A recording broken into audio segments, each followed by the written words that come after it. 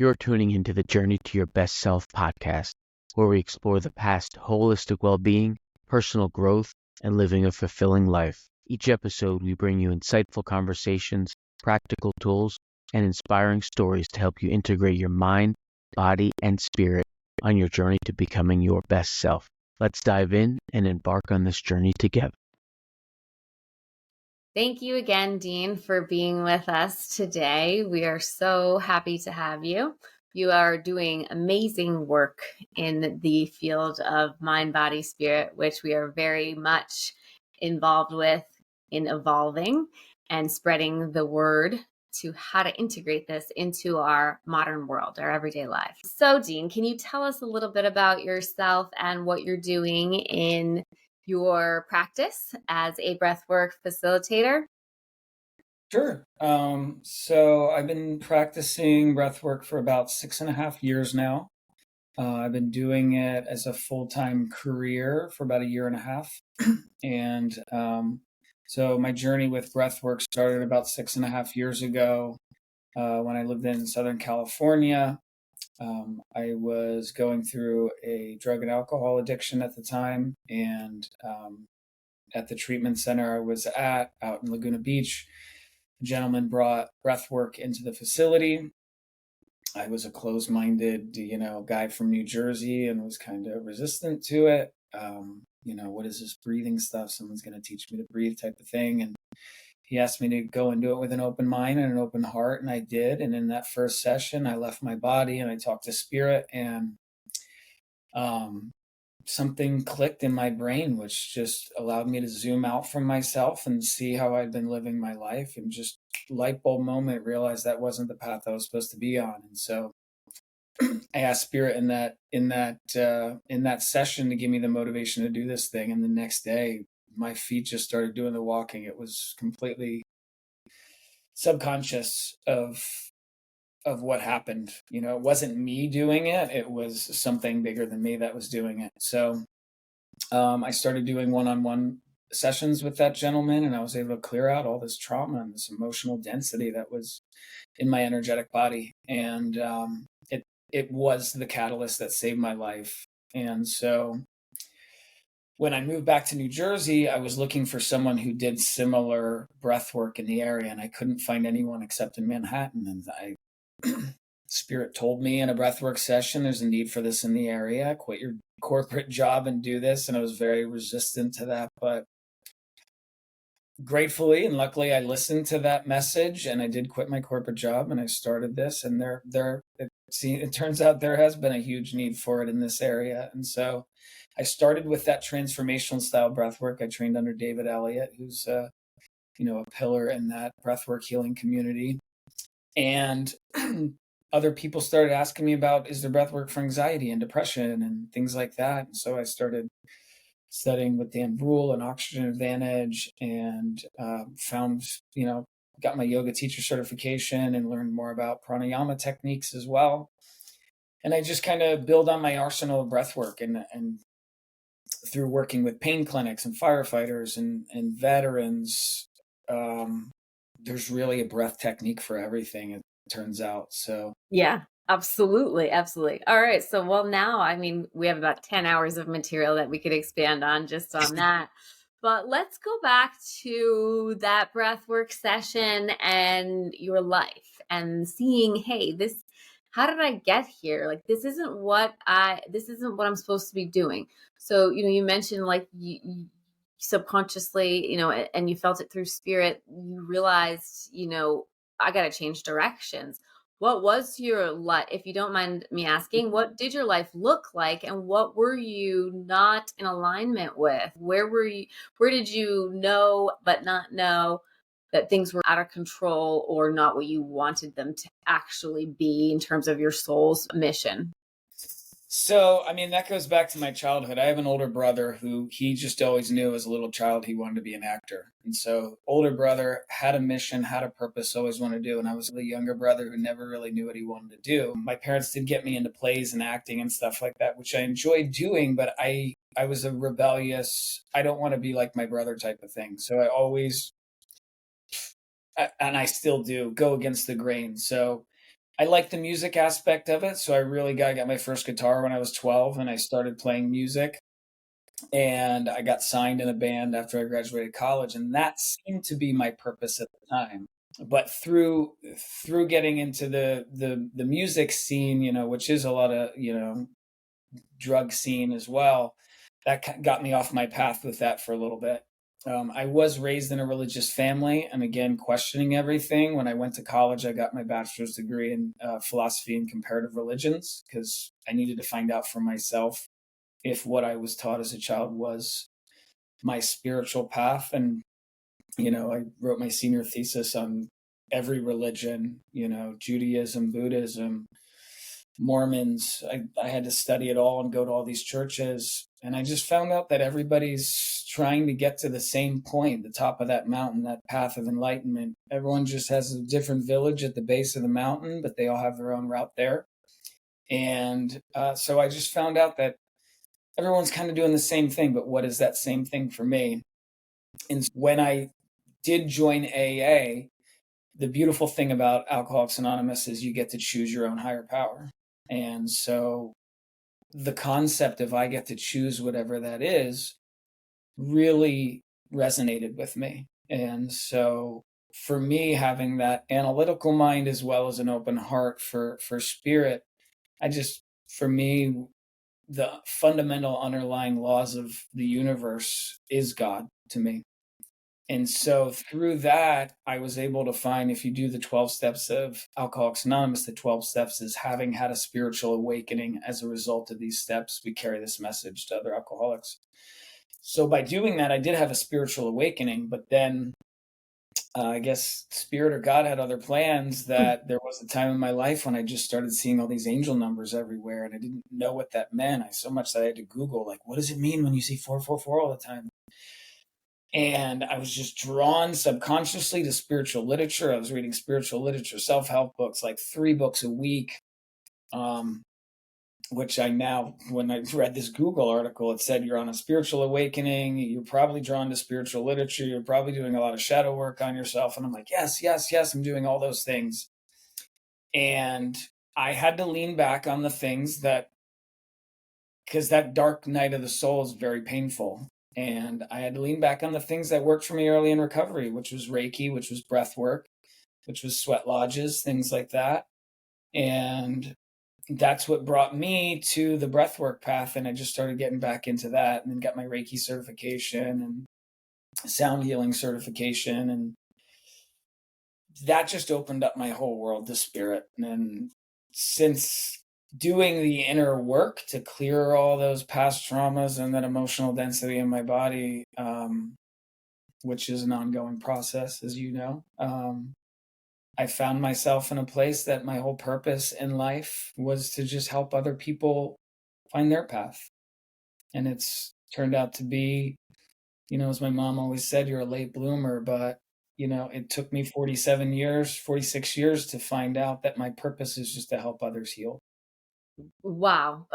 And maybe like 47,000 past lives, like you don't really know, right? So we don't know. So actually, you're right on time. Thank you so much for, thank you for coming to Jersey. I mean, we do have a similar story, that we were, SoCalers, and it is a little bit easier in that, when you have the sun shining and a lot of soul living, it is a little bit easier in that space. Let's talk to the person that might be entering AA, because you did mention, or any sort of recovery, right? Because that is a huge catalyst, be it AA or a death or a divorce, some sort of major life change. Like that's going to be a spark for a spiritual awakening, right?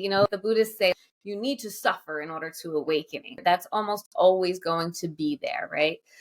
And you're able to say God now. And they do say, I know in a lot of recovery programs, the God of your understanding. Was God a word that you weren't able to say at first? I do know that, like in my own space of my own healing and growth, I was like, nope, God is not a word I want to even go near. Now I don't have a problem saying it. Can you speak to how do we even go about finding God, universe, source, spirit, soul, mother nature. I mean, they go as far as to say, you could, use the tree as your God, which, is great too. So how do you even go about introducing the concept of God when it's been so, hardened and tethered, so to speak? So for me, yeah, early on, like raised in a Methodist family where I was taught God is the bearded guy in the white robes, sometimes a punishing God. Um, when I got into AA and previously, I was in victimization mode where, something bad, perceived bad would happen to me in my life. And I would say, really, I'd look at the heavens and really, why are you doing this to me type of thing. And so when I did get into AA, when people would say God, like I literally would have oh, and I work with a lot of people, same thing. But someone, I don't know if I read this in book or heard at a meeting, somebody said nobody got wet from the word water.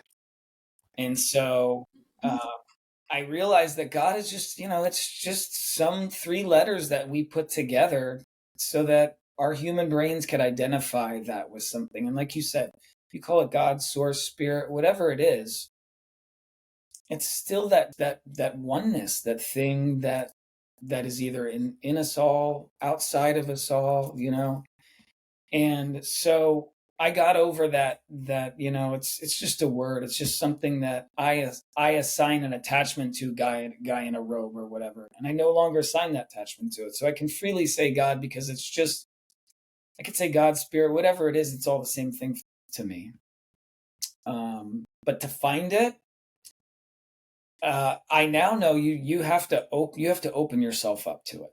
If your heart is closed to God's spirit source, you're not going to see the synchronicities. You're not going to see the signs. You're not going to hear the messages because your channel's not open to it.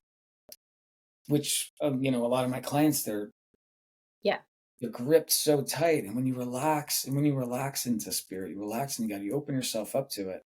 Yeah. And faith, you start trusting that maybe there is something. Once you do that, you start seeing evidence where it's a sixth sense thing. I can see, touch, smell, hear, all these things, but I can't see, touch, hear, smell God. But when you start seeing based evidence that God, spirit, source exists and works through you, and then you start switching your perception of that, where that bad thing that happened to me, I'm a human being with this limited brain capacity. This bad thing could be the greatest thing that's ever happened to me. And when I let go and switch my perception of this bad thing, God knows better, 99.9% of the time, a couple months down the line, that bad thing was the best thing that's ever happened to me. Yeah, beautifully said. Thank you so much. And so let's dive right into what does it mean to be closed off, right? So we can approach it from a more esoteric spiritual sense of chakras or energy centers, and then maybe even putting a twinge of the science of what's happening. So let's talk about breathwork. So we go into a breathwork session. And to all the viewers, I first met Dean when I took my mother to a breathwork session in New Jersey, and I came home and I was like, I'm not gonna find any spiritual people in New Jersey. And then the next week I'm at Dean's breathwork workshop and I'm blown open, seeing the heavens, and I got my mom here from New Jersey. This is not her regular Sunday afternoon event.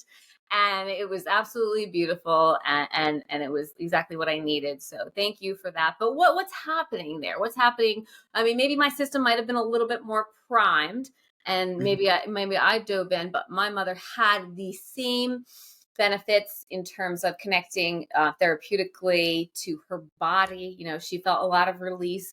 She felt her nervous system, come back online and lower her baseline, and so she wasn't overactivated. So, and this was following the breathwork workshop. Let's start with the chakra system. Well, however you feel like it, but let's see what's happening with our chakra system, it being relatively dormant in our modern world, and then what's physiologically happening in our brain, neurotransmitter wise. So throughout our day-to-day lives, things can get off balance in our energetic body. Each chakra is assigned a color and, a different thing that may be blocking you off to it. Like your root chakra is for grounding, your sacral is creativity, your solar plexus is like your powerhouse, heart. So say your love life is off, or you struggle with loving yourself a lot, your heart chakra could be off balance. Or if you're not good at public speaking or expressing yourself, setting healthy boundaries with people, your throat chakra could be off balance. And then that opening yourself up to God, your crown chakra, that could be blocked. And when you go into the breath work, this form of breath work, your brain is always, your ego, your brain is always trying to keep you protected. So those emotional traumas, those things happen to you, it's trying to keep you safe, comfortable. It doesn't like change at all. So when you go into this pattern of breath, it turns the volume down on your brain, and it's no longer able to protect those emotional traumas and things like that. And it brings you more into your body. And if you're familiar with the book, like Body Keeps the Score, that's where you're wherever that seed of trauma is planted. And I've seen it more times than not. If it's, mother trauma that lands in your left glute, and you're like, I always have hip pain, and my left glute is always hurting all the time. Which is when I have an intake form, I ask if you've had any previous like accidents or something. And people are like, yeah, I was in a car accident, I've had this pain. And then they'll come and they'll do breath work, and they'll do breathing around the emotional trauma that was based on their mom. And then that pain goes away. And they were thinking that it's from a car accident or something like that. Pain can be psychosomatic, so to speak, where you think that it's from one thing when it is actually an emotional seed of trauma that landed either in your leg, your heart space. And if you've experienced this type of breath work, I have a lot of people that are locked in their solar plexus, and it feels like an elephant sitting on my chest, and I feel this vibration in this area. And if breath work in that moment isn't something that you're quite ready for, and you're still holding on to that, you'll get those reactions. But it's, you sometimes get, I call lobster claws or T-Rex hands, where your hands are like this. Scientifically, it's called tetany. But it could be a block in your heart chakra. When I tell the client, and visualize what you're afraid of letting go of, and let go of it. It's time. It's safe to let go. And they'll be like this. And then you can just tell they completely relax into it. And that's when I call it cracking wide open, when the tears flow and all these emotions start coming up. And that's when they start clearing out and aligning all those chakras and opening themselves up. So any of those blocks, the breath work can help. And, I do workshops that are around chakras. I do themed workshops on maybe just, that creativity in the solar, in the sacral region, loving yourself. Self-love's a lot. I work with a lot of treatment centers and mental health facilities. And when you're in that position where you're in treatment and trying to rebuild your life, there's a lot of negative self-talk about, how did I get here? I'm a piece of, whatever. Yeah. And that heart opens up, and they start to love themselves for the first time in quite some time. It's a beautiful thing to witness. Yeah. I would even argue ever, right? Have you ever had clients that don't know what it's like to experience love or to feel love for themselves? Sadly, a lot. Sometimes I'll be working with a client, and I'll say, think back to a time in your life when you were happiest. And when they say back to me, I've never been happy. I can't think, whether there was, abuse as a child growing up. They never had that. Running through a field or riding your bike down a hill really fast. Like, it was just all trauma. So it's hard to see, but the beautiful thing is that you can start to love yourself at any time in your life.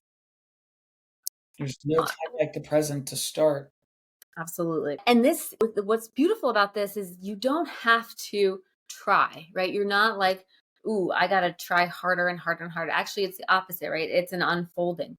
And I think, some of our work I do think is a bit similar in that, the body, there's actually a book, The Body is the Subconscious Mind.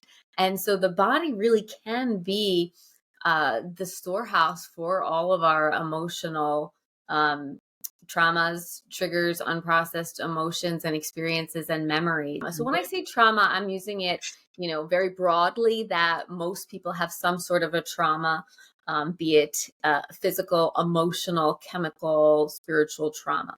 But could you talk to how much pain we hold in our heart and how it makes almost sense to protect that as a child, right? You're in a world, a modern world that is heavy and dense, and you are trying to keep safe. So could you speak to your own experience of how you did a wonderful job in coping, that you had a wonderful adaptive responses, and then obviously, unfortunately, maybe you held on to those to a point of addiction, but then got past them. Yeah, so I think everybody, when you're a child, when something traumatic, or we spoke earlier today about everybody's trauma is different. My brother used to beat me up all the time. For me, that's what older brothers do. But I've had clients, my brother used to beat me up all the time, and that was a very traumatic experience for me. So the trauma is personal. It's individualized. And as children, we develop these coping mechanisms that we don't have a handbook. Oh, this happens to you, so you need to do this. So your body's just doing what it's meant to do in the moment. If I develop this, then I'll be safe. Or for like an example, when I do shadow work with clients, it's like, what's the emotion you tend to resist the most? All right, it's anger. Well, why do I resist anger? Because that time when I was 4 years old, I punched the drywall and I put my fist to it, and my mom says, "No, you don't do that." So I internalize that as expressing anger is wrong. So now I'm going to internalize that, and I'm never going to express anger again.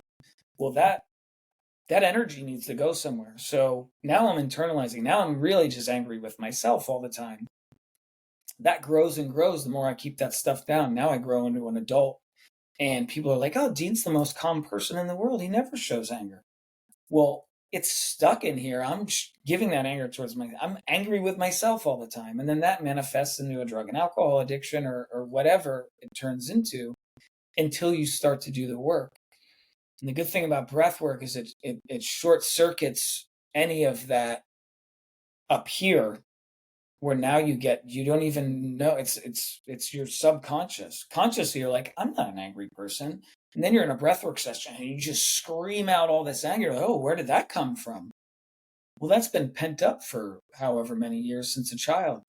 When you get that awareness, and the beautiful thing about breathwork versus therapy is the therapist is kind of listening to you and saying, like, how can I do this? Well, with breathwork, the person's figuring that out for themselves, because they're the one in that non-ordinary state, and they're getting the insights on the thing.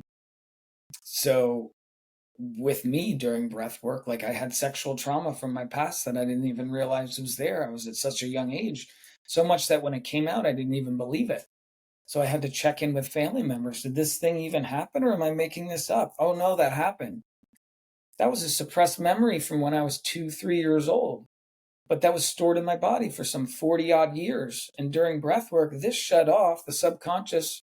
I'm in my body, and that thing says, all right, it's time. He's given us a window to let that out now. And it comes out. And so the beautiful thing about that is there's people walking around right now that say, I don't have any trauma. Like, there's nothing wrong with me. I had a great childhood. I grew up in an upper middle class family. They start doing the breath work. Things come up and they're like, oh my God, I had no idea that was even a thing. So subconsciously, you're able to access some of that stuff in your body that you've been protecting with your coping mechanisms from child, to not even express that. When you get that freedom, it's like taking an 80-pound backpack of rocks off your back for the first time, and you're like, oh my God, it feels so light. It can breathe for the first time in quite some time. And then you do the integration work, where you kind of peel back the layers of the onion of, all right, what is the meaning behind this? What's this core issue? What can I replace this coping mechanism with that's positive? Yeah, that's so beautifully said. Thank you very much. I really do commend you in so many ways. But while this isn't the give Dean compliment hour, I will wait, and I will just say, could you speak to how freeing it is to acknowledge your abuse in terms of being a man in like vocally speaking to molestation as a child, where often, the feminine is, it's allowed, more socially acceptable to speak of these types of things. What about somebody that knows of this, a man that knows of this? Like, how do they even go about expressing it? Like, can they find you? Can they find a group? Can they journal? Like, where do they go? Where do they even start when they either know this happened 100% or they have an idea that this might have happened in terms of some sort of childhood abuse, be it physical, emotional, or sexual? Yeah, I mean, especially as a man, like we're taught, a lot of men are taught, men don't cry, suck it up, walk it off, you got to be strong, you got to be tough. Where women, it's okay, women are emotional, so it's okay to cry, it's okay to show your feelings. At least, that's the way I saw my dad cry once in my whole life, so me internalizing, oh, that's not what guys do. And as far as stuff like that goes, by doing the work, you realize that the more you talk about it, the less power you're giving that actual thing. And when you do the work and you realize, I was a child, I was a victim in this, I had no control. Some things you go back, you can do work and be like, I can see my part in that. I was being a jerk at the time or whatever. I need to take ownership for that now. But with sexual trauma, whether it's male or female, you're a child, or you really have no control over. You're a victim in the thing. And so the only thing that you really can do that you do have control of is let go of it, let go of the control. You don't necessarily have to forgive the person who did it to you or anything, but you need to, it's the best way to say this. The thing you have control is letting go of that thing overtaking your life. And when you're able to say, I'm done, no more, I'm not going to let this thing overtake my life, and do the work around it. For me, a lot of the work was through breath work of releasing that emotional energy around it. I can freely talk about it now, because if I keep it in, that's giving it power. If I talk about it, say, yeah, this thing happened to me. Now, through talking about it, I'm able to help other men that this has been through. I'll lead breath workshops and I'll lead off and I'll say that. And more often than not, I'll have a man pull me aside at the end and be like, I can't believe you said that. Like, this happened to me too. Like, how do you just talk about it like that?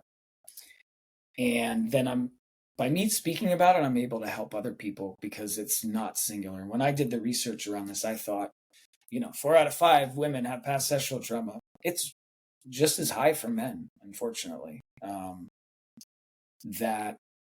And we don't talk about it, or we're not taught to talk about it as much. And as you said before, there are groups. I just had a client the other day tell me about a group that is local that he goes to. And it's similar to AA. It's a support group for men who have had sexual trauma. Yeah, that's wonderful that that's out there. I also think that it can be, it take away some of the shame and pain that comes along with addiction, because often it's like, oh, well, I'm not strong enough, I don't have enough willpower. But could you speak to like how freeing that was when you did find out? Because if to my understanding, a lot of your trauma you didn't even remember. So some of the things that we're carrying in those backpack of bricks, is we don't even know that. It's not like, oh, well, I did this bad thing when I was 10, that must be it. Or, oh, I shouldn't have done that. I shouldn't have spoke like that, or I shouldn't have made that decision. But this is so much deeper. So could you talk to how things started to make a little bit more sense, and that there was a little bit less, not that you were not taking responsibility for your actions, but you could be free in a sense. Yeah, some of those bricks are invisible that are in that backpack. When I first discovered it in a breathwork session, and when it came out, I questioned if it was even really a thing. I had suppressed it that deeply that I didn't even realize. There were some things here and there that subconsciously I would maybe see something on TV and it would give me the ick or something like that. But I never really could pinpoint or put a finger on it. When it did occur and I did get confirmation, I did the research and then did the work.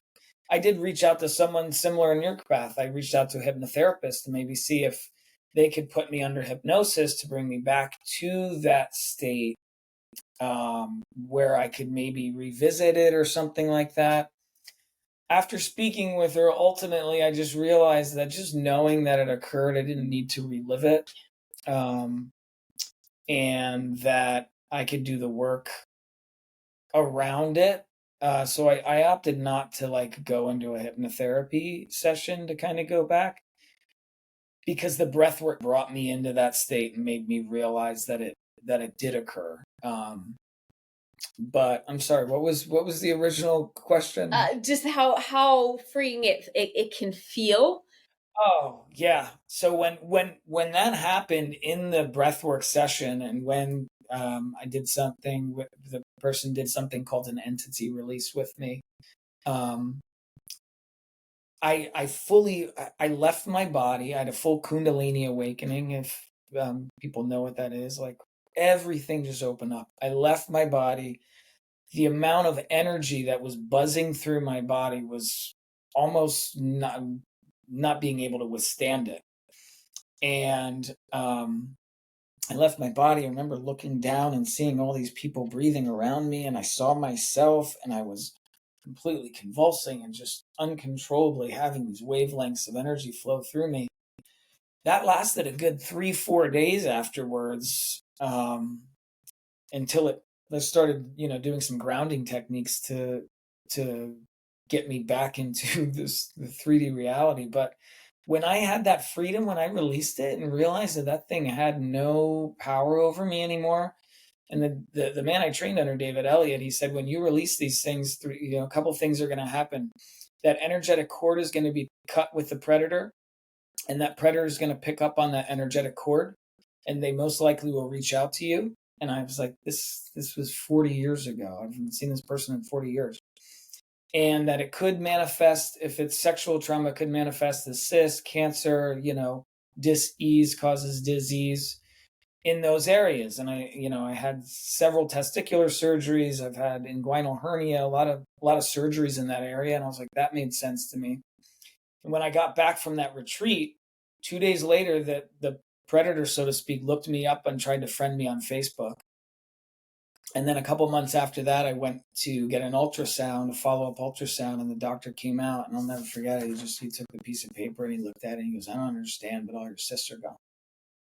And I even get welled up about it now, because it was that powerful a moment to me, that energy is real, and that predator did pick up that I had cut that energetic cord after 40 years. He didn't have any control or power over me, whether he knew it or not. Something told him, and he picked up, oh, I don't have control over this person anymore, and looked me up online and tried to friend request me. And that cyst thing, I do that. I did a series with Mount Sinai Hospital, and I work with cancer patients. And through doing that work, I have clients whose tumors have gotten smaller, or are getting smaller. And you could say that's through doing the breath work and releasing some of those traumas. And the traumas raise your cortisol level, your stress hormones. If your stress hormones are high, then your immune system is going to be low. So if you clear that trauma, stress hormones are down, boost your immunity, and now you have a better chance of fighting that. But I fully believe in the energy work of it, is that you start releasing some of those emotional and energetic blockages around that area, that some of those dis-eases start to go into remission and they start to go away, Yeah, absolutely. And I agree. I mean, I do also genuinely believe that most of the time it is an emotional release that allows whatever physical manifestation is happening. Though at the same time, I often will take the notion of, it doesn't really matter, as long as that person feels better. And as long as Yeah. that person's able to move on, like they don't need the test results or the doctor to affirm like what they know and what they learn. And so I think a lot of that is also empowering the person. So can you speak to how also you're empowering people in terms of them starting this breath work? Like you're teaching people how to breathe, right? And I always laugh when you're like, oh, when you first went into this and you're like, oh, some guy's going to teach me how to breathe. Like, I know how to breathe. And I always laugh at that when I think about that. But, to that point, like how actually are you giving that person that's like, this is breathing, so much empowerment and taking like sentiency, taking their life back. Yeah, I mean, it's funny you say that because when I do say that, like when I run workshops and I tell my story and stuff, it's I subconsciously take on this like alternate New Jersey accent when I say, I'm like, "Dude, this guy's gonna teach me to breathe." Like I know how to breathe. But yeah, I mean, breath is something that we do from the moment we're born to the last breath we take before we die, and it's part of your autonomic nervous system where you breathe throughout the day. No one's ever thinking like breathe in, breathe out, like through your whole day. It's just happening. When you can bring your focus and awareness and start to consciously control your breath, patterns of breath, different inhales, different exhales, through the nose, through the mouth, different breath retention, different breath holds, you start to kind of biohack your body in a sense where you start to get control of your anxiety, control of your depression. Um, I say like, if you can control your breath, you can control your thoughts. And if you can control your thoughts, you can control your emotions. If you control your emotions, you can control your behavior. And if you can control your behavior, that's the catalyst to change everything in your life. I used to be a person that was short fused. I would react to situations instead of respond to a situation. When I react to a situation, now I'm down a road I didn't even want to be on because I was emotionally attached to that thing. When I'm able to pause and breathe through something and take a little respite, when you get into a daily practice of breath work, that pause becomes even bigger and bigger. So when an emotional thing, life hits you and you're able to stop, pause, all right, now I have a decision to make. Am I going to go down this road? Am I going to go down this road? Well, and that road seems scary, but I think that's the road I need to go down. Well, now I'm in fear to go down that road. Let me do another breath technique to overcome that fear.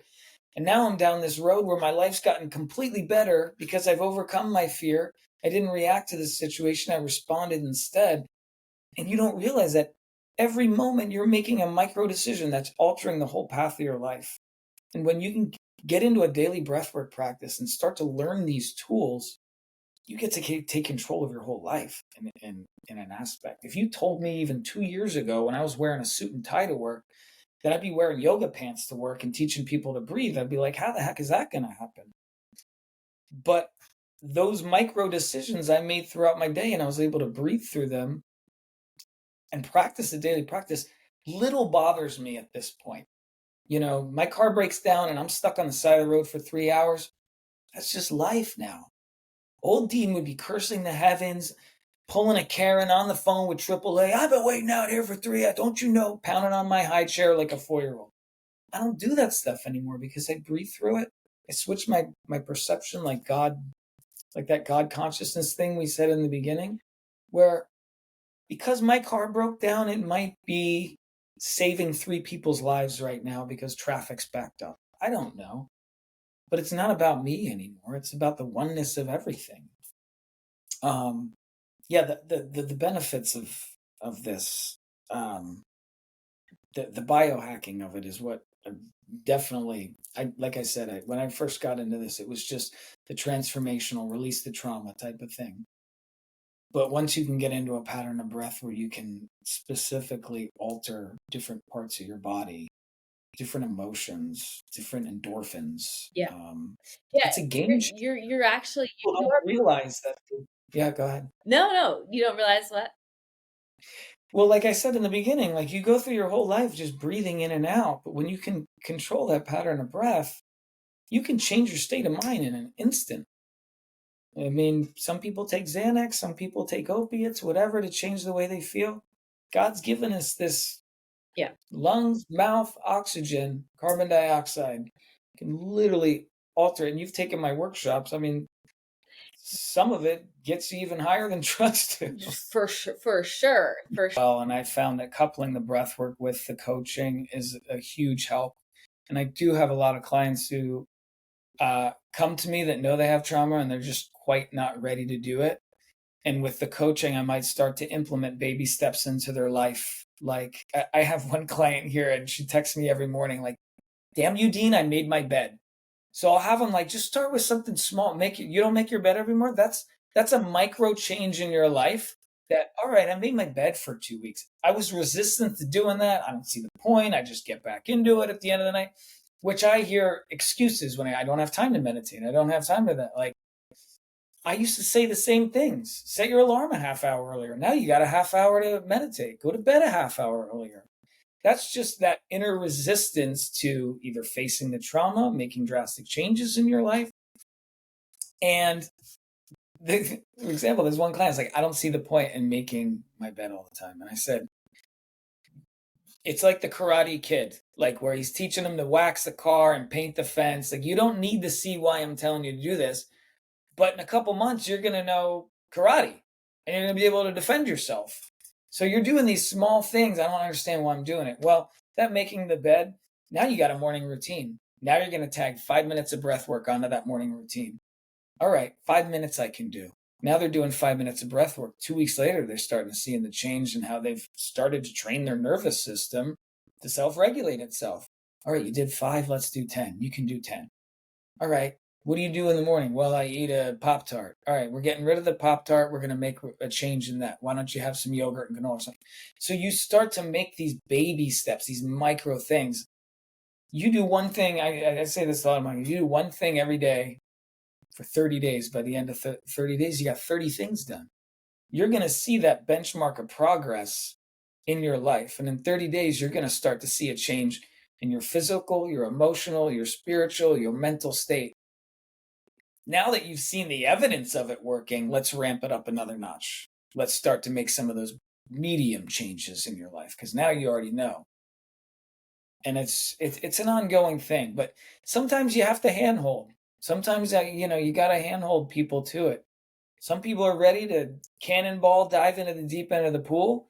Other people, you got to slowly walk them down the steps into the shallow end, let them get used to the water a little bit. The transformational breathwork's not a one and done, especially when they have several things that are trauma and they experience it.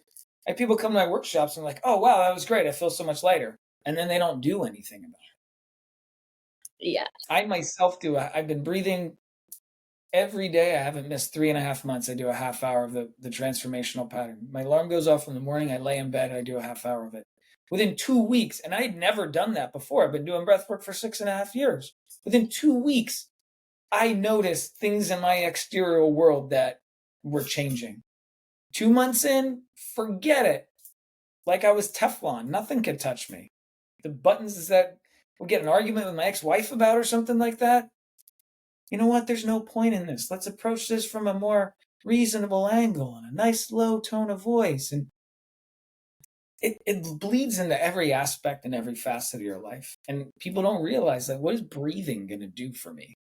A daily practice, whether it's 5 months, I start a lot of people off with a 5-minute thing. And if they're a client that struggles with going to bed or sleeping, I'll give you something that's going to activate your parasympathetic nervous system, that rest and digest state. Something that helps you get centered, calming, grounding. If it's somebody who, I'm trying to give up a coffee addiction or something like that, I'll give you a morning cup of coffee for your soul. I'll give you a morning activation breath work that's going to be like, all right, let's start the day. I teach breath work in those moments. Boss is yelling at me. All right, duck into the break room, do this thing for 3 minutes. And it's just going to be a rebalancing breath where you're just going to rebalance your whole nervous system, help you get centered, change your mental, emotional state in the moment. Yeah. You touched on something very important that I think some of our listeners would benefit from remembering or learning is that the breath can relax you or it can energize you or it can both you basically, right? So we can activate the sympathetic. So if we're stuck in a frozen or shut down, we can actually awaken the system. So it goes into a more flow, lucid state. But then also, if we're stuck in sympathetic, it can calm us down. Is that correct? Am I getting that right? And how does somebody know if they're doing something that is energizing or something that's calming? Or let's just be flip. How jacked up are our nervous systems? That's a great question. So your body's doing what it's meant to do. Like we have these lower brain functions, fight or flight. Oh my God, there's a saber-toothed tiger running down the trail at me. I'm a caveman. I need either fight, flight, freeze. What am I going to do in this moment? We don't have that threat anymore. We don't have to hunt for our food anymore. We can go to the grocery store to get my chicken cutlet, whatever it is. So our fight or flight are micro stressors. So we're at Starbucks. They put the wrong name on the cup. Like that irks you a little bit. You're stuck in traffic. That irks you a little bit. So in today's society, you're in a constant mild state of fight or flight throughout your whole day. Some people don't take that time to pause and meditate and ground themselves. They're relaxing as I'm going to watch a scary movie on TV. That's going to activate your nervous system, your sympathetic even higher. They're never giving that. Think if you're going on a daily fight or flight, fight or flight, fight or flight. Even if it's mild, you're getting a slow drip of that all the time. Your body's doing what it's meant to do. It's sending blood to your extremities. Let's get ready to run. And this is where your immune system lies. Now you're sending all the energy that you need to boost your immune system, stay calm, stay relaxed, to your extremities all the time. Your immune system goes down, you get sick a lot. When you start practicing a breath work and you give yourself pause and respite, I'm in fight or flight, ground myself, bring my back to center, pause from life, pause from the micro stressors. Now you're starting to rebalance your nervous system. Now you're gonna glide through life happier, healthier. You're not gonna yell at your husband as much. You're not gonna pop off at the coworker. If everybody in the world was able to take time to do that, we would have a much more peaceful, grounded planet. But everybody's, especially on the East Coast, I know, I don't know where I got to go, but I got to get there as fast as I possibly can. Right. No one takes the time. When I first lived in Portland, Oregon, I was surprised that being online, I had to retrain my nervous system. I'd be at the grocery store and someone would be talking to the checkout person for 5 minutes. I'm like, what is he doing? Don't I know I got to get to work? Yeah. Oh, pause. Life is short. Let's ground ourselves. Let's take 5 minutes of a morning, 5 minutes at night, 5 minutes in the afternoon to take time for yourself. It's self-care. It's self-love. It's self-soothing. Giving yourself that time in your nervous system to just take a break from all the stuff that goes on 24/7 in our lives. Yeah. When you're able to do that, your whole life changes. Yeah. Yeah, and unfortunately, they don't usually teach us too much about that, right? In school, how to regulate our nervous system. So, and what I loved earlier is you meet people where they are, and that's huge. And also 2 points. One is you don't just do one breathwork session and your life is better. You don't just go to one hypnotherapy session and your life is better. You don't just run one 20-minute, on the treadmill and you're good to go, right? So we do have to keep instilling this into our culture. Is like it's consistency over and it's like brushing your teeth. If you don't want to have bad breath, brush your teeth every day. So, if you want to have a regulated nervous system, do breath work every day. But also the importance of the life coaching. And so let's lead into, tell us about your life coaching and how that coincides with the breath work. Yeah. So, I had been in therapy my whole life. And the talk therapy didn't really, believe me, talk therapy helped me and got me through a lot of hard times in my life. Once I started doing the breath work, then I'm able to look at some of the deeper, harder issues. When I got a life coach, coaching is different than therapy. It's like having somebody keep you accountable, set up a routine for you, help you get that jump start to that drastic change in your life that you want to make. People come to me and say, I'm scared to form a new business. How do I do that? Let me set up a foundation for you. Let's find out what your goal is. and let's design a plan to help you get there. And if you falter on day 3, I got you. I'm your support system. I'm your support network. I started sponsoring guys in AA, which is, sponsor, sponsee, coach, coachee. It was very similar. When I saw these men transfer their lives from me working with them, I had a friend say to me, "You'd be a really good life coach." I was like, "What?" But I had done so much work on myself through the therapy and the reading of the books and stuff like that, that I was like, maybe I would. And I had a lot of friends that would come to me, ask me for advice and help. So when I went and got my coaching certification, and then clients started saying that I was good at this, I was like, oh, maybe this is something that if I couple this with breath work, where the person can come up and find out what that thing is and then realize that that's the change they want to make, I can help them get to that end point of where that change is going to alter the path of their life for the better.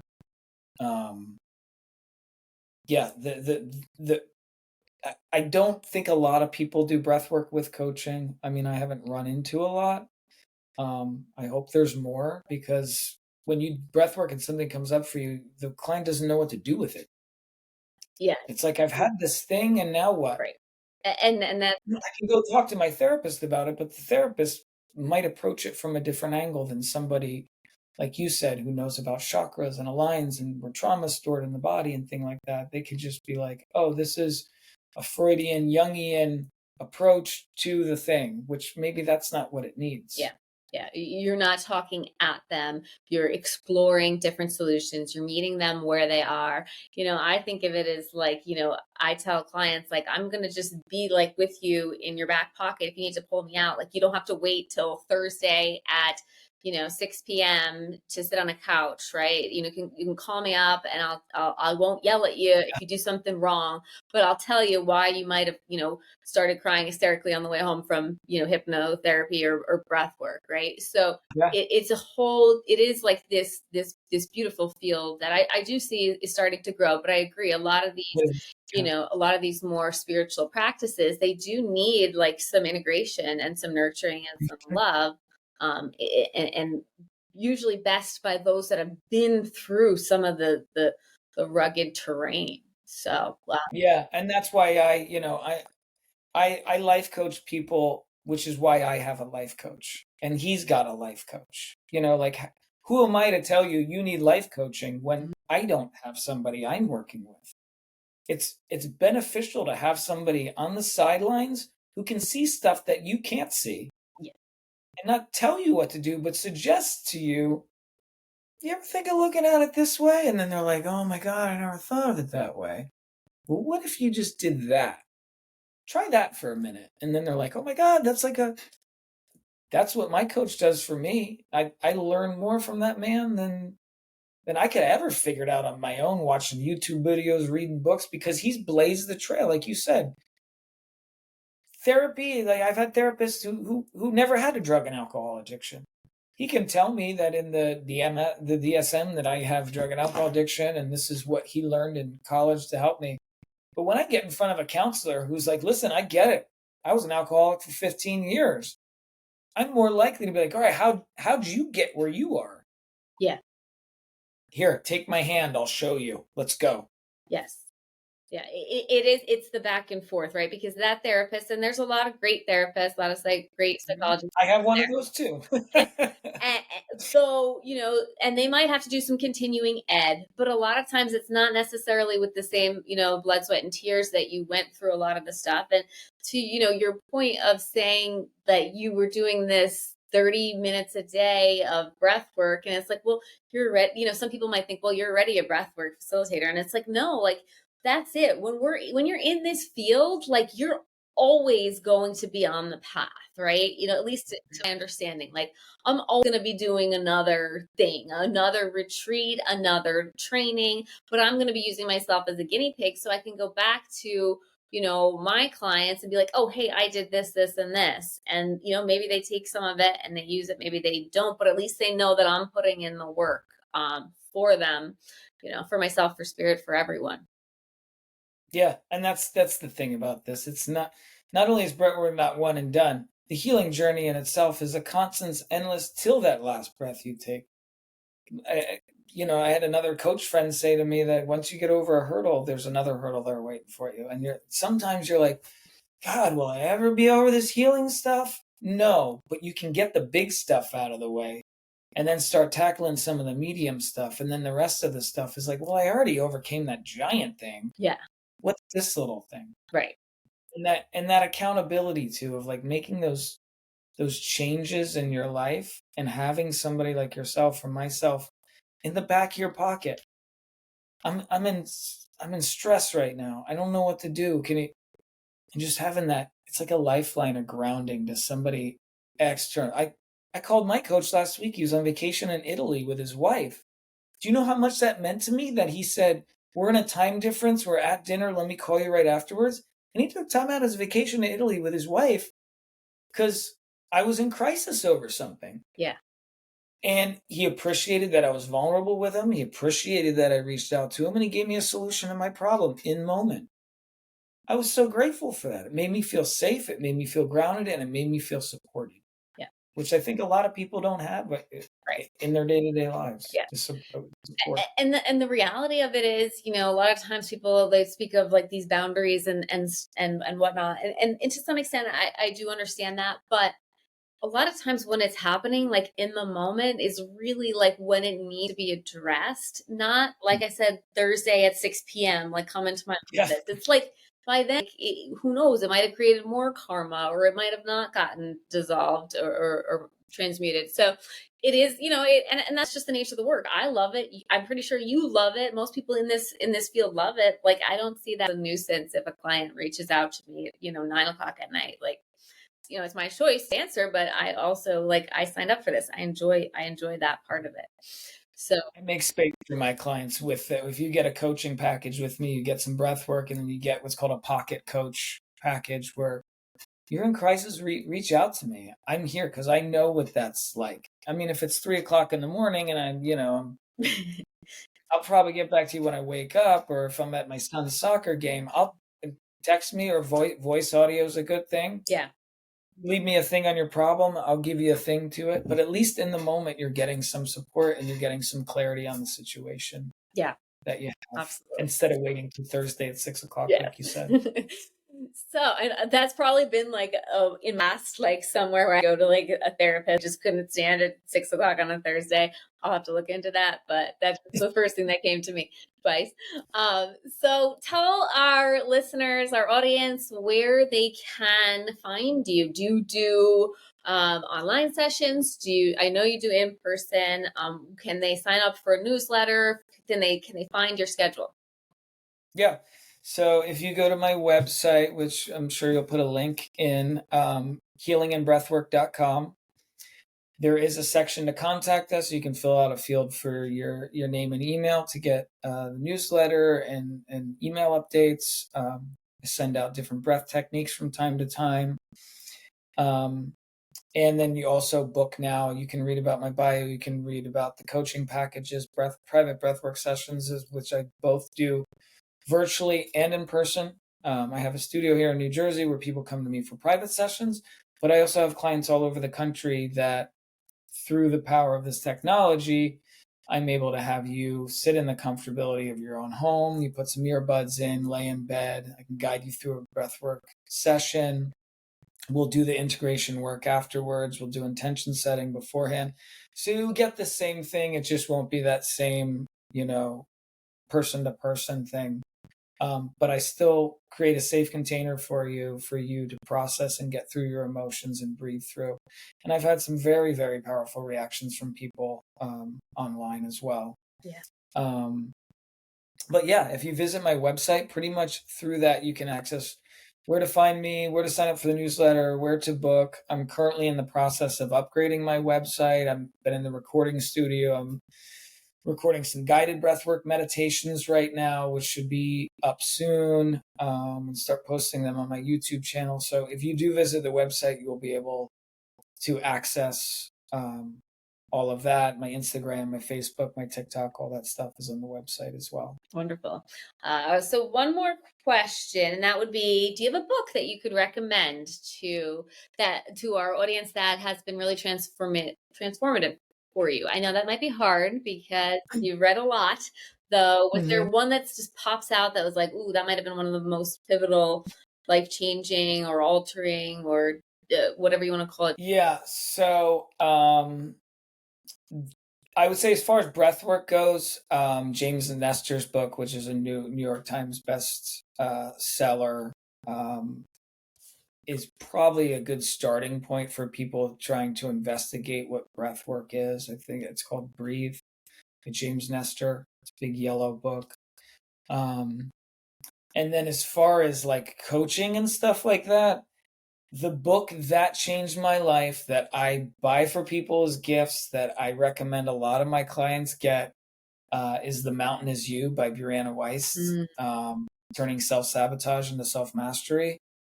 It's a very good book. It's broken down into bite-sized chunks. You can read 2 pages, put that into play for a day or two, read another 2 pages. It's broken down into those things. And it's not just about self-sabotage. There's whole other areas of your life. That book really transformed my life when I was on my spiritual awakening, dark night of the soul type of thing. And then Untethered Souls, another great book for helping you sit back in the seat of your consciousness and watch your thoughts instead of thinking you are your thoughts. Yeah, that's actually I just got back to that one a couple weeks ago. I'm not sure if you ever had the experience, like when I first read it, maybe, I don't know, 7 years ago, I'm like, I'm not sure what's happening. I don't know. I'm just listening. I don't know if I can understand. It's a little over my head. And now I go back and I'm like, oh my gosh, I get it. So it's really cool to revisit that. But yes, Untethered Soul. He has a great podcast too. Singer, is it Michael Singer? Michael Singer. Yeah, he's got a great podcast. And then your final food for thought for someone that's struggling, that's like that maybe down in the dumps and needs a little inspiration. Yeah, I mean, nothing's forever, but when I was down in the dumps in that, I thought I had no light of hope. And all I had was a tiny pinhead light of hope. And if you reach out to the right people for support, you let people know that you're hurting, you start to do the work and take action, that pinhole of light, that hope, it starts to expand and it gets bigger and bigger and bigger and bigger until it encompasses everything. I myself have been suicidal. When I was at the bottom of my addiction, I thought this is what the rest of my life was going to be. I've been in some bad breakup situations where I thought, oh, this is the end. I might as well end it all. It always gets better if you put in the work. People say, time takes time. Big shifts are some of the biggest gifts. When life changes, big drastic life changes, sometimes that's the biggest gift that you can have. And let people like myself, let people like you reach up a hand. We'll help you out of that hole. I know it's dark in there, but there's people out there that are willing to lift you up, hold you, support you, tell you love you when you're at times of your life when you don't think you have a support system. Love. Go online, reach out to resources, start doing some investigation work, and get vulnerable. The key is getting vulnerable and allowing other people to know that you're hurting. Yeah, that's beautiful. Beautiful. Thank you so much, Dean, for the work that you do, for inspiring me, for inspiring others, and the countless others that you will continue to throughout your journey. It has been a pleasure. We hope to have you back soon. And seriously, thank you from the bottom of my heart, from the bottom of Brian's heart, and all of us. Till next time.